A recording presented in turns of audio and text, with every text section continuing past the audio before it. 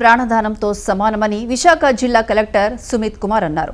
Collectorate సమావేశ మందిరంలో Indian red cross సంస్థ నిర్వహించిన రక్తదాన శిబిరాన్ని ఆయన ప్రారంభించారు. రక్తదాన విషయంలో ప్రతి ఒక్కరూ ముందుకు రావాలని ఆయన పిలుపునిచ్చారు. ఈ కార్యక్రమంలో 12 మంది విద్యార్థులు రక్తదానం చేశారని చెప్పారు.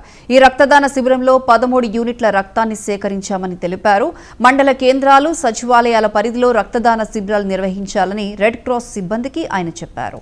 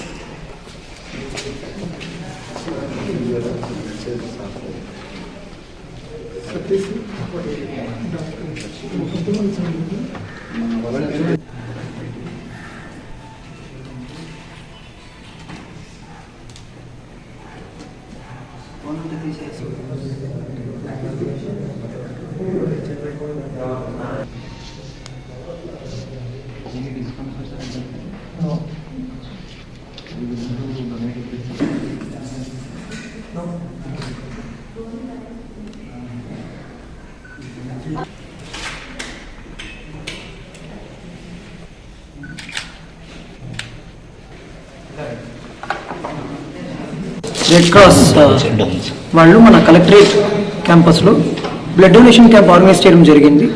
మనం మార్నింగ్ వాలంటీర్స్ వచ్చారు. వాళ్ళతో పాటు ఈరోజు మొత్తం 13-14 యూనిట్స్ వరకు కలెక్ట్ చేయడం జరిగింది.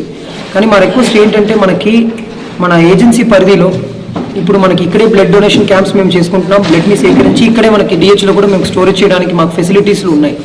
కానీ మాకు ఇంకా ఎక్కువ ప్రజలు ముందుకొచ్చి ఈ రక్తదానం చేయడంని మొదలు పెట్టాలి. మనం ఒకరికి రక్తదానం చేస్తేనే మనకు ఒకరోజు అవకాశం ఉన్నప్పుడు ఒకరు రక్తదానం చేయడానికి ముందుకు వస్తారు.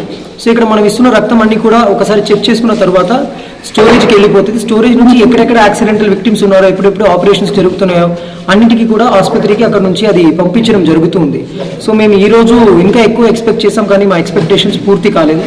ఇది మాత్రం కాదు, ఇంకా మా రెడ్ క్రాస్ సొసైటీ వాళ్ళు ఇంకా మనకి హుకుంపేటలో ఒక క్యాంపు, చింతపల్లి మరియు అరకులో వచ్చే ఒక 2 నెలల లోపు వాళ్ళు చేయడానికి సిద్ధంగా ఉన్నారు. ఆ క్యాంపులో అయినా మినిమం ఒక 50 మంది వరకైనా వచ్చి ఒక 50 యూనిట్లు బ్లడ్ ఇస్తే మనకి బాగుంటుంది. సో ఇది నాకు విన్నపం.